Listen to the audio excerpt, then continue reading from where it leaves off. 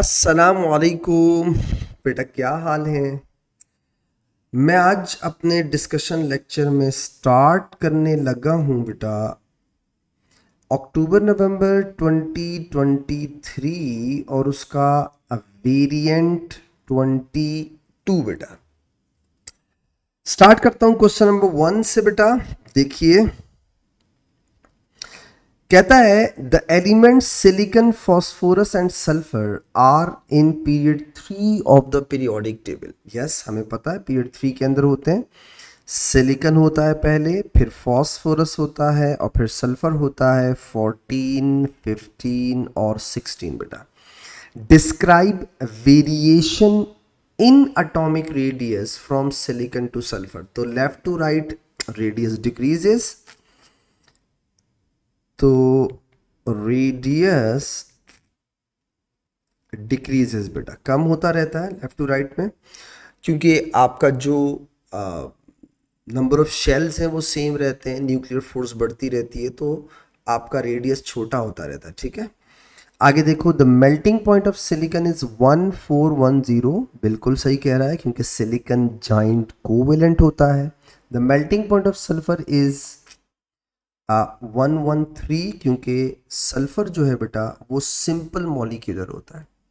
ठीक है, तो आपको याद होगा सल्फर S8 होता है बेटा, और फॉस्फोरस भी सिंपल मॉलिक्यूलर होता है, P4 होता है। अब वो यही पूछ रहा है एक्सप्लेन दिस डिफरेंस, डिफरेंस बताना है।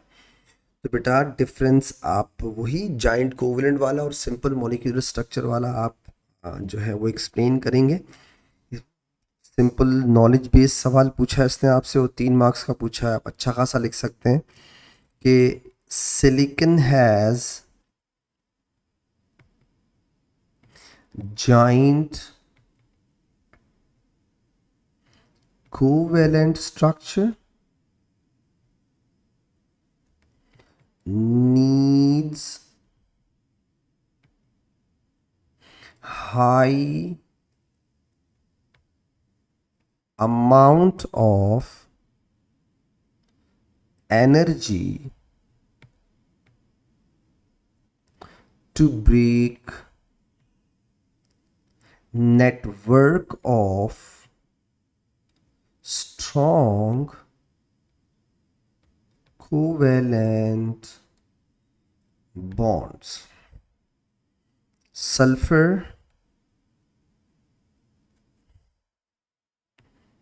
has simple molecular structure, simple molecular structure, needs small amount of energy to break weak intermolecular forces. Simple comparison हो गया। Table 1.1 shows some properties of the element silicon to sulfur। दोबारा बेटा silicon से sulphur तक आया।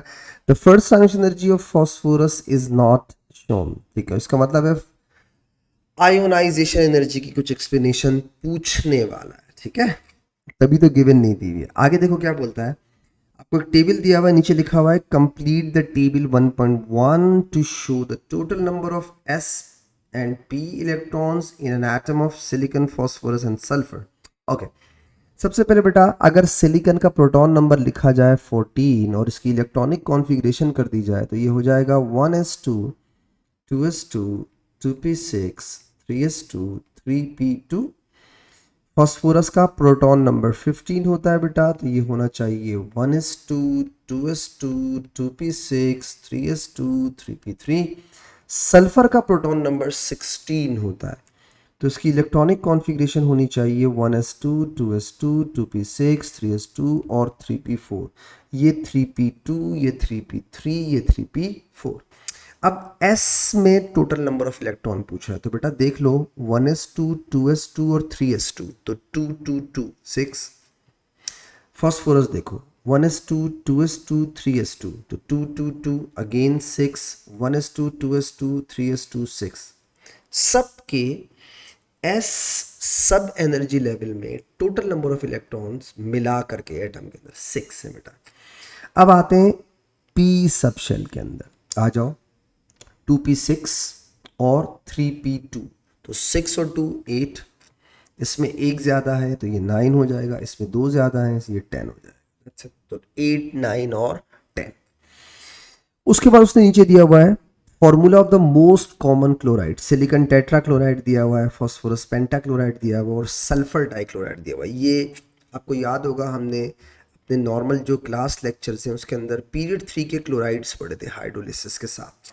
आगे देखो क्या बोलता है, construct an equation to represent the first ionization energy of silicon. तो फर्स्ट एनर्जी कहते हैं किसको? When 1 mole of electron is remove from 1 mole of gaseous atom. बेटा तो बेटा simple knowledge based question, silicon 1 mole gaseous लिखो, और अगर आप इससे 1 मोल ऑफ इलेक्ट्रॉन हटाएं बेटा तो ये +1 चार्ज हो जाएगा, और ये हमारे पास आ गया। ठीक है, नेक्स्ट देखिएगा क्या बोलते हैं, 3 possible values for the first ionization energies of phosphorus are given. Circle the correct value. Number 1, explain your choice including comparison. देखो बेटा, अगर आप इसको हम बाद में देखते हैं, पहले ये बताओ, आपने जो नॉर्मल क्लास में left to right first energy का ग्राफ पढ़ा था वो क्या था? आपने ये पढ़ा था ना, sodium, magnesium, aluminium, silicon, phosphorus, sulphur, chlorine और आर्गन। ये सल्फर है, ये एल्यूमिनियम है, फास्फोरस, सिलिकॉन, ये दो एक्सेप्शंस होते हैं। अब वो आपसे इनके बारे में पूछ रहा है बेटा, ए इनके बारे में पूछ रहा है, ये तीन के बारे में। तो फास्फोरस की फर्स्ट एनर्जी सिलिकॉन और सल्फर दोनों से ज्यादा। देखो बेटा, left to right general trend क्या होता है एनर्जी का? It increases. क्यों इसलिए इंक्रीज होती है बेटा कि आपका न्यूक्लियर फोर्स ऑफ अट्रैक्शन क्या होता है? अच्छा, सबसे पहला सवाल ये पूछा था ना, देखो ये रहा, describe the variation in atomic radius, यही पूछा था इसने सबसे पहले, डिक्रीजेस। तो अब सोचो, पहला सवाल ही ये था, अगर रेडियस डिक्रीज होगा तो डेफिनेटली न्यूक्लियर फोर्स बढ़ेगी ना, क्योंकि प्रोटॉन बढ़ रहा है, तो बेटा इलेक्ट्रॉन रिमूव करना मुश्किल होगा। तो first energy left to right general increase क्यों होती है? क्योंकि आपकी न्यूक्लियर फोर्स बढ़ रही होती है। तो फॉस्फोरस का सिलिकॉन के साथ कंपैरिजन करोगे फिर तो सिंपल सा है, आपकी ज्यादा न्यूक्लियर फोर्स है। लेकिन सवाल ये है कि सल्फर में तो प्रोटॉन ज्यादा है, फास्फोरस से फिर कम क्यों होता है? ये एक्सेप्शन कहते हैं इसको। एक्सेप्शन आपको याद होगा बेटा, पेयरिंग ऑफ इलेक्ट्रॉन। 3p के अंदर एक पेयर्ड होता है जिसकी वजह से रिपल्जन होती है, वही चीज इसने यहाँ पूछी है आपसे। तो सबसे पहले तो हमें फास्फोरस की फर्स्ट आयोनाइजेशन एनर्जी सिलिकॉन और सल्फर से हायर देखनी है। तो पहले तो देखो सिलिकॉन और सल्फर की क्या है। देखो बेटा, सिलिकॉन की है 786, ओके, सल्फर की है 1000, तो इसका मतलब है फास्फोरस की फर्स्ट एनर्जी 1000 से ज़्यादा होनी चाहिए, तो दोनों से ज़्यादा हो जाएगी। 1000 से ज़्यादा ये नज़र आ रही है, ये देखो। अब आपने इसको एक्सप्लेन कर देना है, सिंपल सी बात। कैसे? मैं दो पार्ट्स में एक्सप्लेन कर देता हूँ, क्योंकि 4 मार्क्स का है तो मतलब 1 मार्क का सर्किल हो गया, 3 मार्क्स की एक्सप्लेनेशन है, तो हम इसे अलग अलग करके लिख सकते हैं, और अच्छे मार्क्स दे रहा है तो लिखना चाहिए। ठीक है, जब ज़्यादा मार्क्स देता है फिर बच्चे का दिल भी चाह रहा होता है मैं लिखूँ इसको। जैसे फॉर एग्जाम्पल बेटा, P has higher first ionization energy than silicon because of stronger nuclear force of attraction due to more proton। एक हो गई बात, आगे चलो। Phosphorus has higher first ionization energy than sulfur because there is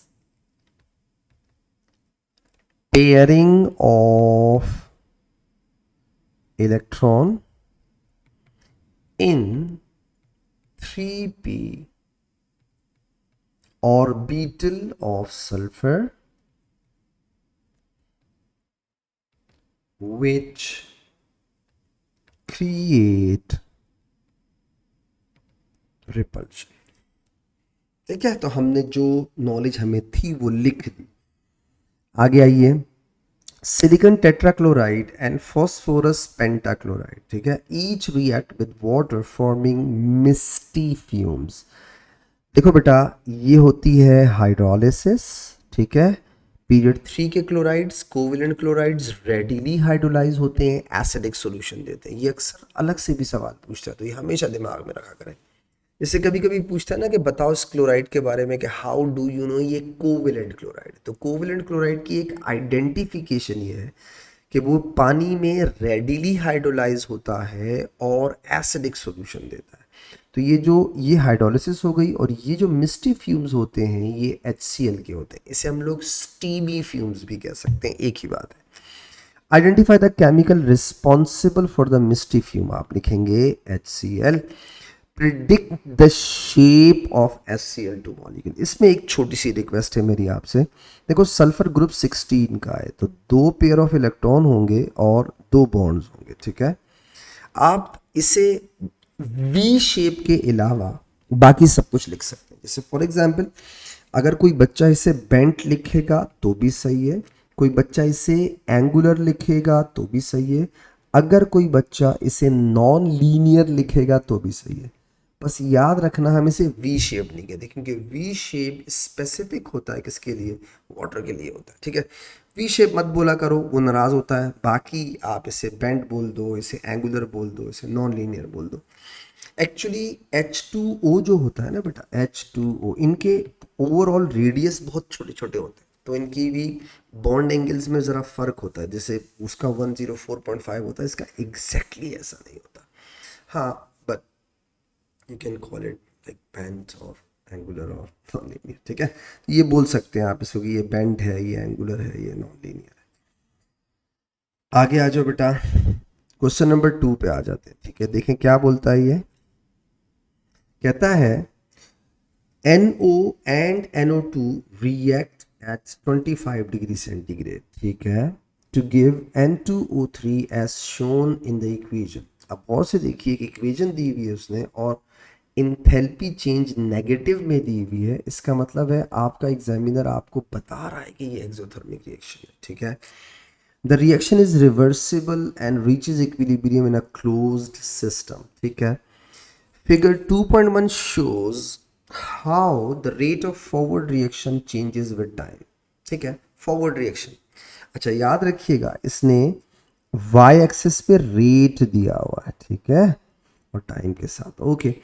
initially the rate of reverse reaction is 0। Obviously शुरू में आपका reactant product में जा रहा होगा, तो प्रोडक्ट तो इनिशियली वापस नहीं आ रहा होगा ना, तो इसलिए वो 0 है। Complete figure 2.1 to sketch the rate of reverse reaction. जाहिर बात है, जब थोड़ी देर बाद इक्विलिब्रियम आएगा, तो मतलब रिएक्शन रिवर्स शुरू होगा, इक्विलिब्रियम आएगा। तो इक्विलिब्रियम किसे कहते हैं, जब rate of forward rate of backward reaction equal हो जाए। तो बेटा, आपने बैकवर्ड रिएक्शन के लिए स्केच करना है एक लाइन, तो ये आपने ये बनाई, और इसको एग्जैक्टली ला करके ना ऐसे इसके साथ जोड़ देना है, याद रखना। क्यों ऐसा, क्यों बिल्कुल बीच में लाके इसी लाइन के साथ क्यों जोड़ देना है, क्योंकि देखो बेटा, इस लाइन का मतलब क्या है, वो देखो, इस लाइन का मतलब ये है कि this is the rate of reaction, सही है। अब बताओ what is the rate of forward. ये आपका फॉरवर्ड हो गया, ये आपका फॉरवर्ड हो गया, और ये आपका बैकवर्ड हो गया। तो दोनों रेट ऑफ रिएक्शन सेम है, ठीक है। तो rate of forward reaction, rate of backward reaction same हो गए, स्केच कर दिया। इसी को इक्विलिब्रियम कहते हैं। आगे देखिएगा बेटा, अच्छा, reverse reaction change with time. तो state how the position of equilibrium changes. Equilibrium changes, if at all, when the reaction takes place at 100 degree centigrade. देखो शुरू में उसने इसको 25 पे किया था, अब वो रिएक्शन बढ़ा, टेम्परेचर बढ़ा के उसको कर रहा है 100 डिग्री सेंटीग्रेड. Exothermic reaction. सबसे पहली तो सिंपल सी बात, ओ लेवल से पढ़ते हुए आ रहे हैं, जब आप किसी रिवर्सिबल रिएक्शन में टेम्परेचर बढ़ाते हैं तो होता क्या है. टेम्परेचर बढ़ाने से ये होता है कि आपका इक्विलिब्रियम उस डायरेक्शन में शिफ्ट होता है जहां पर हीट एब्जॉर्ब हो रही हो, एंडोथर्मिक हो. अब आप सोचो, अगर आपका फॉरवर्ड रिएक्शन एक्सो है बेटा, तो आपका बैकवर्ड रिएक्शन क्या हो गया, एंडो. अगर आपने टेम्परेचर बढ़ाया, इक्विलिब्रियम बैकवर्ड शिफ्ट हो जाएगा, यानी एंडोथर्मिक डायरेक्शन. यही आपसे पूछ रहा है, कह रहा है 100 पे जो है. Explain your answer. ठीक है, एज्यूम प्रेशर रिमेन्स कांस्टेंट. ठीक है, हम उसे क्या बोलेंगे, increase in temperature, increase in temperature shifts equilibrium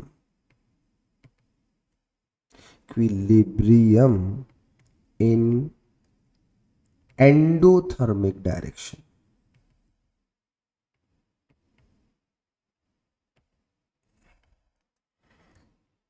As reaction is exo in forward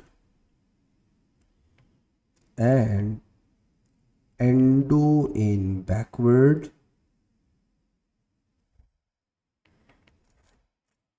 hence equilibrium will shift in backward direction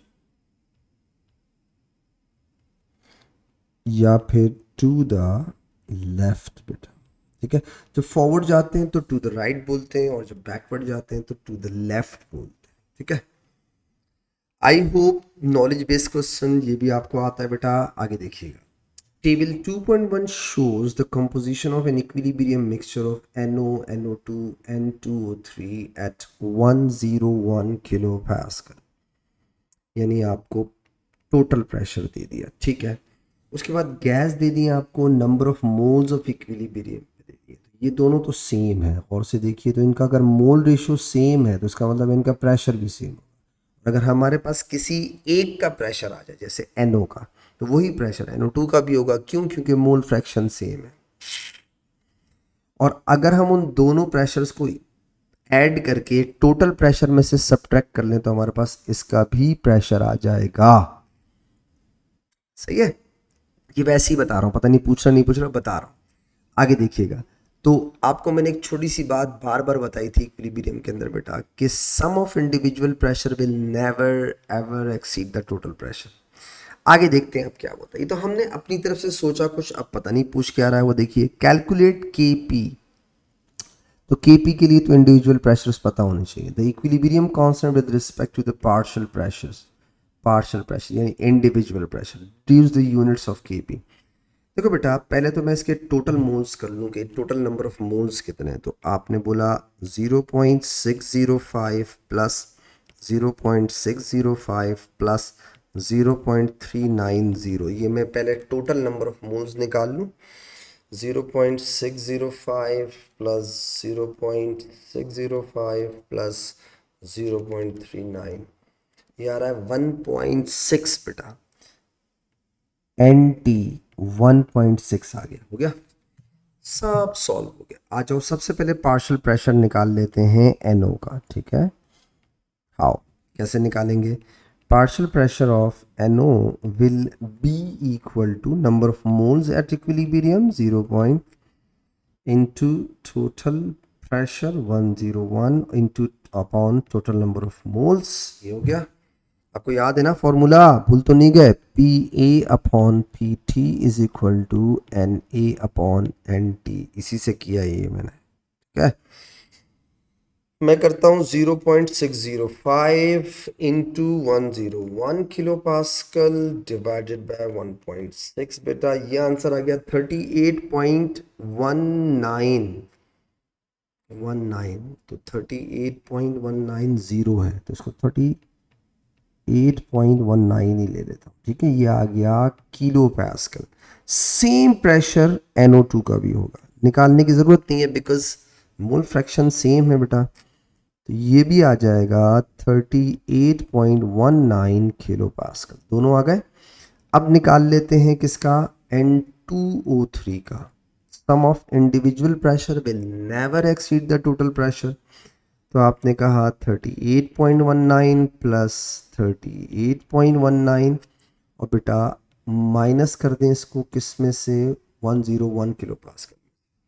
तो प्लस 38.19 ये माइनस किया 101 से, बेटा ये आया 24.62। तो प्रेशर ऑफ N2O3 आ गया 24.62 किलो पास्कल। तीनों के प्रेशर आ गए मेरे पास, ठीक है। अब मैं निकाल लेता हूँ Kp किसके बराबर होगा, ये देखिएगा किधर गई इक्वेशन। सब पे कोफिशिएंट 1 है, ठीक है, तो आसान है, किसी की पावर कुछ भी नहीं है। आपने कहा Kp is equal to pressure of N2O3 बेटा अपॉन प्रेशर ऑफ NO और पार्शियल प्रेशर या प्रेशर ऑफ NO2, ठीक है। ये है आपके पास 24.62, नीचे सेम है तो मैं स्क्वायर ले लेता हूँ डायरेक्ट, 38.19 का स्क्वायर।